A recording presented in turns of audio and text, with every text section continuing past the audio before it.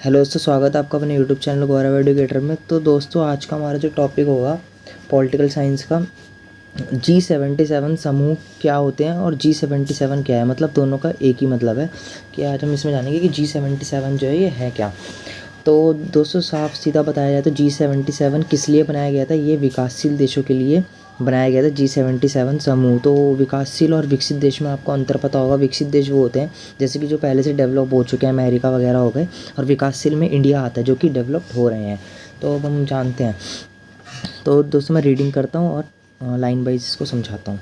दूसरे विश्व युद्ध के बाद सारी दुनिया दो खेमों में बट गई थी। आपको पता होगा जब सेकेंड वर्ल्ड वॉर हुआ था, जो पूरी दुनिया थी वो दो खेमों में बट चुकी थी, सोवियत संघ और अमेरिका, रूस और अमेरिका में। ठीक है, इनमें से एक का नेता सोवियत रूस था, ठीक है, और दूसरे गुट का नेता कौन था, अमेरिका के हाथों में था। ठीक है, अमेरिका और रूस।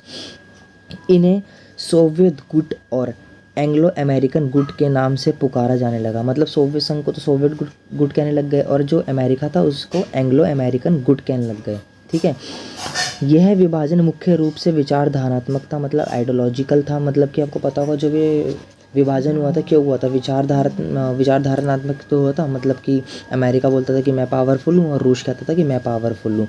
तो मतलब इनकी विचारधाराओं की लड़ाई थी आपस में जो हुई थी। तथा लोकतांत्रिक पूंजीवादी शक्तियों और कम्युनिस्ट सत्तावादी ताकतों के बीच था। मतलब कि जो सत्तावादी ताकत है, मतलब कि जैसे अमेरिका बोलता था कि मेरे पास ज़्यादा पावर है, रूस बोलता था मेरे पे ज़्यादा पावर है, दोनों आपस में लड़ते रहते थे। तो ये हो गई विचारधारात्मक लड़ाई। और पूंजीवादी और साम्यवादी, पूंजीवादी कौन था, अमेरिका, और साम्यवादी वो था रशिया।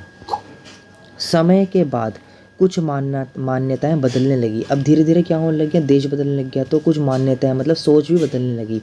यह महसूस किया गया कि विकसित देशों और अल्प विकसित देशों के बीच एक बहुत बड़ी खाई है। मतलब कि अब लोग ये महसूस करने लग गए, जो विकसित देश है ना और जो विकासशील देश है, मतलब अल्प विकसित देश है, इन दोनों के बीच बहुत बड़ी खाई है। खाई कैसे है, अब जो विकसित देश होगा वो तो भाई उस पर टेक्नोलॉजी होगी, जो विकासशील देश होगा उसके पास टेक्नोलॉजी कम होगी, मतलब वो धीरे धीरे विकास कर रहा है। तो ये क्या क्या अंतर पाया गया, जैसे अमेरिका के पास ज़्यादा टेक्नोलॉजी है, इंडिया के पास थोड़ी कम है। तो ये क्या हुआ, अंतर हुआ, खाई हो गई। ऐसे बहुत सारे देश हैं। अगला टॉपिक पैराग्राफ, अल्प विकसित या विकासशील देश दोनों का एक ही मतलब है। ठीक है, लगातार हाशिया पर धकेले जाते रहे। हाशिया मतलब होता है किनारे पर। मतलब जो विकासशील देश थे ना, जो डेवलप्ड हो रहे थे धीरे धीरे, जो धीरे धीरे डेवलप्ड हो रहे थे ना, जो देश धीरे धीरे डेवलप्ड हो रहे थे ना, उनमें क्या होने लग गया, मतलब उनकी कोई कदर नहीं करता था। मान के चलो जैसे कि अब मैं डेवलप्ड देश हूँ, मैं मेरा, और आपका जो है अनडेवलप्ड देश है, मतलब वही विकासशील है या अल्प विकसित है, वो विकसित नहीं हुआ है। ठीक है, तो हम क्या करेंगे, सारी टेक्नोलॉजी अपने पास लाते रहेंगे, नई नई बनाते रहेंगे, और जो विकासशील देश होगा उस पर टेक्नोलॉजी होगी नहीं, तो क्या होगी, उसको हम किनारे पर धकेलते रहेंगे, उसकी कोई परवाह नहीं करेंगे। ठीक है, तो इसलिए G77 बनाया गया था ताकि उनको भी देखा जाए कि विकासशील देशों का भी कल्याण किया जा सके। विकसित देश जिनकी कुल आबादी दुनिया की आबादी की मात्र 30% है। मतलब जो विकसित देश है ना, तुम्हें पता होगा जो विकसित देश है उनमें जनसंख्या कितनी कम है और विकासशील में बहुत ज़्यादा। तो जो विकसित देश थे उनकी कुल आबादी 30% थी। ठीक है, संसार की करीब 70% दौलत पर कब्जा बनाए हुए थे। मतलब कि यार समझो 30% लोग रहते हैं रशिया में। ठीक है, अब 30% लोग रशिया में रहते हैं, वो क्या है, विकसित देश है। ठीक है, 30% लोग हैं, लेकिन जो उसकी जो दौलत है ना, वहाँ की जो दौलत, धन दौलत जितना भी है, सामान वगैरह, टेक्नोलॉजी, उस पर 70% कब्जा कर रखा है लोगों ने। मतलब 30% लोग हैं और कब्जा कर रखा है 70%, मतलब कि काफ़ी ज़्यादा, जनसंख्या से डबल। ठीक है, लेकिन जो विकासशील देश था उसमें ऐसा कुछ था ही नहीं। उनकी मतलब कोई देखते ही नहीं थे, मतलब कि हाँ क्या हो रहा है वहाँ पर, क्या होना चाहिए, कैसे उसको डेवलप किया जाए। इसलिए एक नई अंतर्राष्ट्रीय आर्थिक व्यवस्था, ठीक है, जिसको हम बोलते हैं इंग्लिश में न्यू इंटरनेशनल इकोनॉमिक सिस्टम की ज़रूरत है। मतलब क्या हुआ, अभी एक नई अंतर्राष्ट्रीय आर्थिक व्यवस्था शुरू करी गई। ठीक है, इसके लिए मतलब जो विकासशील देश है उसका कुछ कल्याण हो सके। इसके लिए ज़रूरी है कि विकासशील देशों के बीच मजबूत आपसी रिश्ते पैदा किए जाएं। इस प्रक्रिया की शुरुआत 1964 में ही हो गई थी। मतलब जो ये प्रक्रिया शुरू हो गई थी ना विकासशील देशों को डेवलप्ड करने के लिए, कब हो गई थी, 1964 में शुरू हो गई थी। पर नई अंतर्राष्ट्रीय अर्थव्यवस्था की मांग 1980 के दशक में ही एक प्रमुख मुद्दे के रूप में उभर कर सामने आई। अब क्या हुआ, जो नई अंतर्राष्ट्रीय अर्थव्यवस्था थी ना, उसकी मांग कब शुरू हुई, 1980 के दशक में ही एक प्रमुख मुद्दे के रूप में उभर कर आई। मतलब लोगों ने क्या करा, अब एक मुद्दा बना दिया कि जो अंतर्राष्ट्रीय आर्थिक व्यवस्था है ना उसको ठीक किया जाए। जैसे कि हमारी आर्थिक व्यवस्था अच्छी नहीं है इंडिया में, मान के चलो एग्जांपल दे रहा हूँ, अच्छी नहीं है इंडिया में या कई देशों में, श्रीलंका में नहीं है, तो उसके लिए क्या हुआ, लोगों ने मुद्दे उठाए कि भाई यहाँ पर डेवलपमेंट क्यों नहीं हो रहा है। तो इसलिए क्या हुआ, 1980 के दशक में ये बातें उभर कर आने लग गई। ठीक है, जो ये संगठन बना था, नई अंतर्राष्ट्रीय आर्थिक व्यवस्था NIEO। ठीक है, ओके भाई। अब हम जानते हैं G77 जो है इसकी स्थापना कैसे हुई। हमने जान लिया G77 क्या है, अब हम जानेंगे इसकी स्थापना कैसे हुई। अब देखते हैं दोस्तों, 77 के समूह, ग्रुप ऑफ 77 की स्थापना 15 जून 1964 को 77 विकासशील देशों द्वारा की गई थी। अब जो G77 था ना, इसकी स्थापना हुई 1964 को 15 जून को, और इसमें कितने देश शामिल हुए थे, 77 देश। संयुक्त राष्ट्र व्यापार और विकास सम्मेलन UN conference on trade and development UNCTAD, ये इसकी शॉर्ट फॉर्म है, उसी साल जनेवा में आयोजित किया गया था। मतलब कि जो 77 समूह जब बना तो ये ट्रेड मतलब व्यापार, कॉन्फ्रेंस मतलब बातचीत वगैरह, इन सब का सम्मेलन कहाँ आयोजित किया गया था, जिनेवा में। ठीक है, जिनेवा एक शहर है। इस सम्मेलन के समापन पर 77 विकासशील देशों ने एक संयुक्त घोषणा यानी जॉइंट डिक्लेरेशन द्वारा G77 की स्थापना की थी। ठीक है दोस्तों, 77 देशों ने क्या करा था, वहीं पर जिनेवा में क्या करा, G77 की स्थापना करी। अक्टूबर 1964, सॉरी मैं रीड करता गया, स्क्रॉल करना थोड़ा सा भूल गया दोस्तों। G77 की स्थापना ये रही, सॉरी मैंने स्क्रॉल नहीं किया, कहाँ थे हम, इस सम्मेलन के समापन 77 देश, अक्टूबर 1964 में G77 देशों की प्रथम मंत्री स्तरीय बैठक अल्जीरिया की राजधानी अल्जीयर्स में हुई। अब क्या हुआ, जो अक्टूबर 1967 था ना, उसमें 77 देशों की प्रथम मंत्री स्तरीय बैठक अल्जीरिया की राजधानी अल्जीरियर्स में हुई। मतलब जो प्रथम बैठक हुई थी ना मंत्री स्तरीय, मतलब जैसे मंत्री वगैरह सब बैठे गए थे, उसमें वो कहाँ पर हुई थी, अल्जीरिया की राजधानी में हुई थी, अल्जीरियर्स में। ठीक है दोस्तों, ये नाम मतलब इम्पॉर्टेंट है, इसको याद करना है आपको। ठीक है, अगला पैरा है हमारा, इस बैठक में जो प्रस्ताव स्वीकार किया गया वह अल्जीरियर्स चार्टर। अब देखो, जब अल्जीरिया की राजधानी में ये बैठक हुई थी ना, अब जब इस बैठक में जो बिल पास हुए, मतलब प्रस्ताव मतलब वो कर लिए गए थे, मतलब मान लिए गए थे, हाँ ठीक है ये बात हमें स्वीकार है, तो उसका नाम क्या कर दिया इन्होंने, अल्जीरियर्स चार्टर के नाम से जाना लगा। जैसे मान के चलो, अब दिल्ली में हमने एक बैठक करी और उसमें हमने जाना कि इस देश का भला होना चाहिए, इस देश में ये काम होना चाहिए, इस देश में टेक्नोलॉजी आनी चाहिए, तो हमने उसका नाम रख दिया दिल्ली चार्टर। तो ये अल्जीरिया में हुआ तो हमने लिख दिया अल्जीरियर्स चार्टर। ठीक है, इस चार्टर द्वारा G77 का एक स्थायी ढांचा खड़ा करने की निश्चय किया गया। अब देखो, इस चार्टर में क्या किया गया, G77 का एक स्थायी ढांचा खड़ा करने का निश्चय किया गया कि मतलब भाई G77 अब खड़ा करना है ढांचा, मतलब विकासशील देशों को करना है हमें अब भला।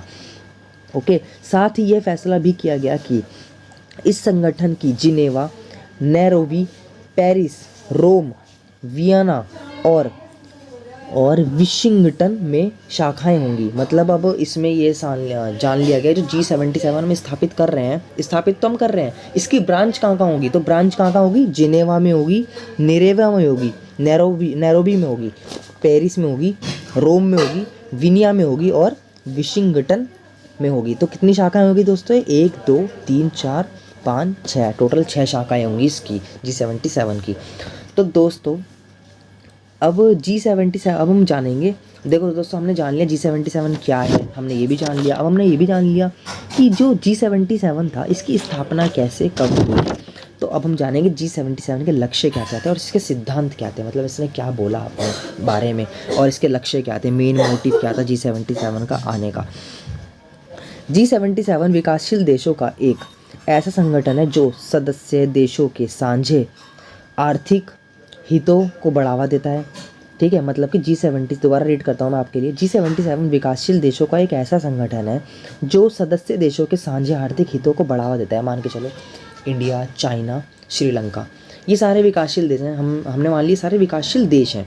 अब ये लोग क्या करेंगे, आपस में एक दूसरे को बढ़ावा देंगे, हाँ ये होना चाहिए, ये होना चाहिए। अब उस पर पैसा नहीं है तो उसको लोन दो, उसको लोन प्रोवाइड कराओ, उसका देश डेवलप्ड हो। तो ये सब क्या हुआ, 77 देशों ने मिलजुल कर आपस में काम करा, काम करने की निश्चय किया, मिलजुला कर काम करने की वजह से अंतर्राष्ट्रीय संगठन, विशेषकर संयुक्त राष्ट्र संघ, विश्व बैंक आदि में इन देशों की बातचीत वजन बढ़ जाता है, बातचीत का वजन बढ़ जाता है। मतलब कि अब देखो, आपको पता है ना विश्व बैंक क्या है, वर्ल्ड बैंक, संयुक्त राष्ट्र संघ क्या है, यूएनओ। जब G77 आया ना तो वर्ल्ड बैंक में इनकी बातचीत होने लग गई, यूएनओ में इनकी बातचीत होने लग गई कि भाई जो 77 देश ज्वाइन हुए हैं, विकासशील देश हैं, ये डेवलप्ड हो रहे हैं, तो इनके लिए क्या करना चाहिए। वर्ल्ड बैंक ने बोला हाँ इनको लोन देना चाहिए, अगर ये डेवलपमेंट कर रहे हैं अपने देश में तो इनको लोन प्रोवाइड करो, टेक्नोलॉजी दो, यूएनओ ने बोला टेक्नोलॉजी दो, सुरक्षा दो, इनको आपस में बैठक करवाओ, जितना हो सके बातचीत करवाओ। तो ये क्या हुआ, इनकी मेलजोल बनी 77 देशों की, धीरे धीरे डेवलप्ड हुए, इन्होंने ये ठान लिया कि हमें अब ये करना है।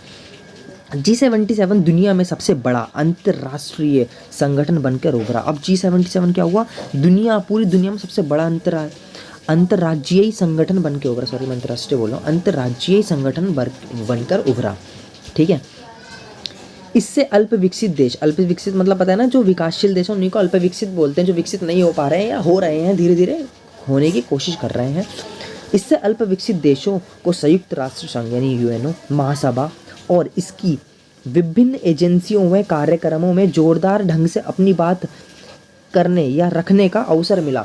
अब भाई जब यूएनओ में मीटिंग्स होती थी ना, तो विकासशील देश भी यूएनओ में क्या कर सकते थे, पार्टिसिपेट ले सकते थे और अपनी बात को रख सकते थे कि हाँ हमारे देश में ये टेक्नोलॉजी होनी चाहिए, हमारे देश में ये होना चाहिए, हमारे देश में ये होना चाहिए कि हमारे देश डेवलप नहीं है तो हमारे लिए ये करना चाहिए। जैसे कि यूएनओ में बात चली कि इंडिया के अंदर ये टेक्नोलॉजी आनी चाहिए, वगैरह वगैरह, बहुत सारी बातें जो मतलब कि विकासशील देश के डेवलपमेंट के लिए होती है। जैसे कि हमारे हॉस्पिटल्स अच्छे आने चाहिए, हॉस्पिटल में टेक्नोलॉजी मशीन्स आनी चाहिए, रिपोर्टिंग करने की मशीन्स आनी चाहिए, जिनसे लोगों को ऑपरेशन वगैरह अच्छे से हो सके। ठीक है दोस्तों, जिस संयुक्त घोषणा यानी जॉइंट डिक्लेरेशन ऑफ 77 कंट्रीज़, जिस संयुक्त घोषणा द्वारा G77 की स्थापना की गई, उससे इस संगठन के निम्नलिखित लक्ष्य अथवा उद्देश्यों के वर्णन मिलता है। अब भाई जब G77 में स्थापना हुई ना, इसकी G77 की स्थापना की गई, तो इन संगठनों से हमें क्या पता लगता है, इनके लक्ष्य और उद्देश्य पता लगता है कि भाई ये स्थापना हुई क्यों थी, इसके उद्देश्य क्या थे, इसके लक्ष्य क्या थे, मोटिव क्या था इसका स्थापना करने का। हमें मोटिव पता लग गया क्या था, अब इसमें और अच्छे से थोड़ा जानेंगे। पॉइंट पे आते हैं। सभी विकासशील देशों की आज़ादी और प्रभुसत्ता की रक्षा करना। अब जो भी विकासशील देश हैं, जो भी डेवलप्ड हो रहे हैं, उनके क्या करना, आज़ादी प्रभुसत्ता की रक्षा करना, उन पर कोई अटैक ना करे, उन पर कोई कब्जा ना कर ले देश पे, उनकी सुरक्षा का प्रबंध रखना। ओके, अगला पॉइंट, विकासशील देशों के आर्थिक हितों की रक्षा करना। दूसरे शब्दों में विश्व बाजार में उन्हें वही दर्जा दिलवाना जो विकसित देशों के को हासिल है। अब देखो, विकासशील देशों के आर्थिक हितों की रक्षा करना, उनका मतलब आर्थिक मतलब होता है मनी से रिलेटेड। ठीक है, मतलब कि जैसे हमारी आर्थिक स्थिति कैसी है हमारे देश की, हमारी जीडीपी कैसी है। ठीक है, और विश्व बाजार में उनकी क्या रखना, वैल्यू रखना। विश्व बाजार मतलब कि यार मुक्त व्यापार संगठन, आपने जाना होगा विश्व बाजार, जैसे कि हम फ्री ट्रेड ऑर्गेनाइजेशन, मतलब कि हम अपना व्यापार कर सकते हैं, मतलब अपने कपड़े अमेरिका में दे सकते हैं, अमेरिका कपड़े यहाँ ले सकते हैं। तो होता है विश्व बाजार, मतलब पूरा वर्ल्ड मार्केट जो होती है, ग्लोबल मार्केट। ठीक है, ड्रेस हो, कुछ भी हो, वगैरह वगैरह, इसमें सब कुछ आता है। तो इन सब चीज़ों का ध्यान रखना कि मतलब हम भी अपनी कंपनी बाहर के देशों में खोल सकते हैं। जो मुद्दे साझे सभी के महत्व के हैं, उनसे जूझना, निपटना के लिए एक संयुक्त मोर्चा गठन करना, यानी यूनाइटेड फ्रंट। मतलब जो भी मुद्दे, मान के जो भी मुद्दा है भाई, बहुत कठिन मुद्दा है, निपट नहीं रहा है यार इस देश का, मतलब इस देश का कोई मुद्दा है, उसको कैसे हल किया जा सके, तो क्या करना, एक पूरे संयुक्त जो भी G77 वाले जितने भी देश हैं उनकी एक बैठक करना, और इस मोर्चे का क्या करना, इस मोर्चे से मतलब इस मोर्चे के अंदर उस मुद्दे से निपटना। मान के चलो कोई मुद्दा आ गया हमारे देश में टेक्नोलॉजी से रिलेटेड, अब क्या करेंगे, हमसे हो नहीं रहा वो सॉल्व, तो हम पूरी G77 में मीटिंग बिठाएंगे या यूएनओ में मीटिंग बिठाएंगे और बात करेंगे कि इसको कैसे सॉल्व किया जाए। जैसे कि अभी रशिया और यूक्रेन की हुई फाइट, ठीक है, यूएनओ ने इसके बारे में मीटिंग करी ना कि हाँ ये कैसे सॉल्व हो सकती है, कैसे क्या करना चाहिए हमें। बेशक यूएनओ, हाँ लेकिन ये बात अलग है कि यूएनओ इसलिए बनाया गया था कि थर्ड वर्ल्ड वॉर ना हो, लेकिन फिर भी लगभग थर्ड वर्ल्ड वॉर यार हो ही क्या, तो वो बात हम अलग टॉपिक पर चले जाएंगे। हम अगला पॉइंट पढ़ते हैं। के आपसी रिश्ते मजबूत करने बने रहे इसके लिए प्रयास करना। मतलब जो भी सदस्य देश हैं उनके जो रिश्ते हैं आपसी मजबूत बने रहे। जैसे अमेरिका और रशिया का रिश्ता भाई जन्मों जन्मों का है, शुरू से ही है, तो ये काफ़ी अच्छी बात है। मतलब यही हमें प्रयास करना कि सभी देशों के जो रिश्ते हैं आपस में बने रहें, कोई लड़ाई झगड़ा ना हो। अगला पैरे पे हम आते हैं। 1967 में 1967 में स्वीकार किए गए अल्जीरिया चार्टर में G77 के सिद्धांत को रेखांकित किया गया है। चार्टर में यह कहा गया कि दुनिया के 6 नगरों में इस संगठन की 6 शाखाएं स्थापित होंगी। मैंने आपको जैसे 6 नगर आपको पढ़ के बताए थे ना अभी, इन 6 नगरों में क्या होगी, इनकी 6 शाखाएं होंगी, यानी ब्रांच होंगी। जैसे आप जानते हो ना, कोई हमारा बैंक है, बैंक ऑफ बड़ौदा, इनकी बहुत सारी ब्रांचेस होती है ना हर जगह, तो यही ब्रांचेस इनकी स्थापित होंगी। जैसे कि अलग देश में अलग ब्रांच हो गई, अलग देश में अलग ब्रांच हो गई, तो हर जगह ब्रांच होगी इनकी। मतलब कि अब ऐसा तो है नहीं कि एक ही ब्रांच होगी, अब जितनी भी मीटिंग होगी वहीं सभी देशों को जाना पड़ेगा, सभी देशों के मंत्रियों को वहाँ जाना पड़ेगा मीटिंग के लिए, तो कहीं पर भी जा सकते हैं। तो इनकी 6 ब्रांचेस बनाई गई 6 नगरों में, ठीक है। अगला पैरा, इस शाखा को चार्टर यानी चैप्टर सॉरी मैं चार्टर बोल रहा हूँ, हाँ सर, चैप्टर के नाम से, सॉरी चैप्टर ही है ये, ऊपर चार्टर था। इस शाखा को चैप्टर के नाम से जाना जाता है। प्रत्येक शाखा का एक सभापति होगा, मतलब हर शाखा का, हर ब्रांच का एक सभापति होगा जिसका कार्यकाल सिर्फ 1 वर्ष यानी 1 साल का है। सभापति सदस्य देशों में से एक के बाद एक बारी से आएंगे। मतलब सभापति देश जो भी होंगे ना, सदस्य देशों में से एक एक करके चेंज होते रहेंगे। मतलब मान लो 77 देश हैं, अब 6 ब्रांच हैं, अब 77 देशों में से ना हर देशों का एक जो वो होगा, सदस्य होगा, वो सभापति बनेगा, ठीक है। हर साल चेंज होता रहेगा, वो सभापति बनता रहेगा। तो हमने दोस्तों ये भी जान लिया अब इसके लक्ष्य क्या क्या थे, सिद्धांत क्या थे। अब हम जानेंगे G77 की संरचना और संगठन क्या हुई, संगठन क्या था। अब दोस्तों ये हम जानेंगे अगले वीडियो में, और अगले वीडियो में ये पूरा G77 आपको हो जाएगा ख़त्म। हम जानेंगे G77 की संरचना और संगठन क्या क्या थे। तो ये होगा दोस्तों अगले वीडियो में। वीडियो काफ़ी हो चुकी है लॉन्ग, तो पार्ट 2 में ये पूरा आपका G77 टॉपिक हो जाएगा क्लियर। दोस्तों अगर आपको वीडियो पसंद आए तो जितना हो सके ना लाइक करो, शेयर करो अपने दोस्तों में। मतलब आग होती है ना, आग में घी डाल के फैला दो। और अगर यार वीडियो पसंद आए तो सब्सक्राइब करके बेल आइकन प्रेस जरूर कर देना, जिससे आने वाली वीडियो की नोटिफिकेशन आपको टाइम टू टाइम चैनल पर मिलती रहे। चलिए दोस्तों मिलते हैं अगली वीडियो के साथ, तक के लिए जय हिंद, वंदे मातरम।